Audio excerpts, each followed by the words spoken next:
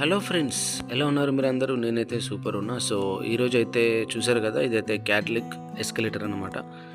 So ఇప్పుడైతే ఈ car అయితే తీసుకొని ఎయిర్పోర్ట్కి అయితే వెళ్ళేది ఉంది.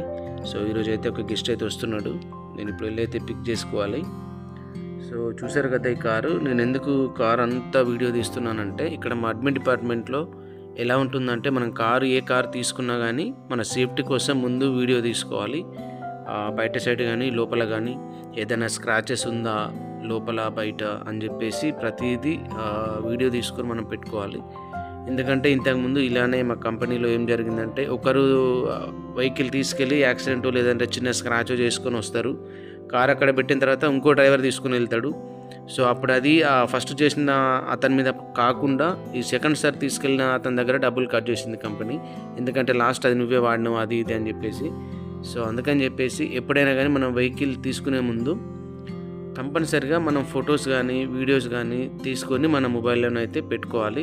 ఎప్పుడైనా ఏదైనా జరిగినప్పుడు అయితే మనం వాళ్ళకి చూపించవచ్చు. సో ఆ రోజున తీసుకెళ్లే ముందు ఇగో ఇది వీడియో, ఇది ఫోటో, సో అది నేను చేయలేదు, నాకన్నా ముందు ఎవరు తీసుకెళ్లారో వాళ్ళని చెక్ చేయండి అని చెప్పేసి డేటు టైము ఈ వీడియో ఇవన్నీ చూపిస్తే మనకు సేఫ్టీగా మనం ఉండొచ్చు అన్నమాట. లేదంటే లాస్ట్ ఎవరైతే యూజ్ చేస్తారో అది వాళ్ళే పే చేయాల్సి ఉంటుంది. ఎందుకంటే మనం ఎప్పుడు ఎక్కడికి వెళ్తాము, ఎవరు తీసుకెళ్తారో అనేది అయితే ఎగ్జాక్ట్గా మనకు తెలియదు కదా. సో అందుకని మన సేఫ్టీలో మనం ఉంటే బాగుంటుంది. దానికోసం అని చెప్పేసి ఇప్పుడు నేను కూడా వీడియోని అయితే మొత్తం తీసుకుంటున్నా. లోపల కానీ బయట కానీ ఏదైనా డ్యామేజ్ ఉందా ఇన్సైడ్ లేదా అవుట్ సైడ్ అని చెప్పేసి సేఫ్టీ పర్పస్లో.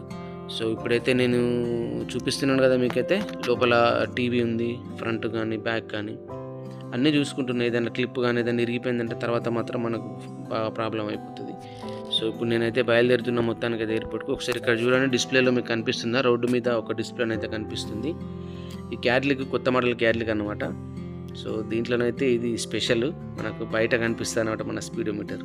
ఈ వీడియో కనుక మీకు నచ్చినట్లయితే లైక్ చేయండి, షేర్ చేయండి, అలాగే సబ్స్క్రైబ్ చేయడం మాత్రం మర్చిపోకండి.